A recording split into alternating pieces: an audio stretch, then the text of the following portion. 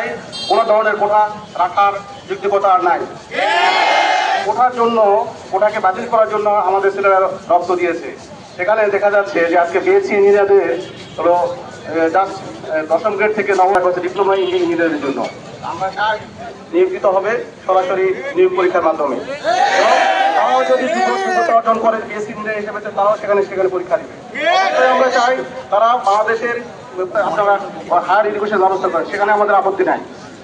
তারা BSc engineer হয়ে এসে শুধু এখানে একজন ডিপ্লোমা ইঞ্জিনিয়ারকে কখনোই প্রকৌশলী মর্যাদা দেওয়ার কোনো সুযোগই নাই। এখানে বাংলাদেশ গভর্নমেন্টের যে গ্যাজেট আছে যে 2023 সালের, যে বিএসসি যারা বিএসসি থেকে ডিগ্রি সম্পন্ন করেছে তারাই শুধু ইঞ্জিনিয়ার হিসেবে পরিচিত হবে।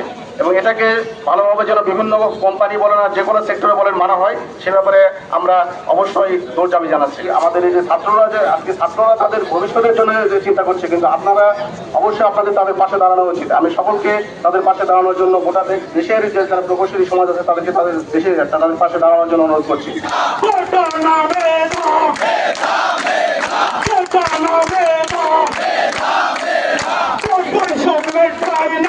আমার সোনার বাংলায়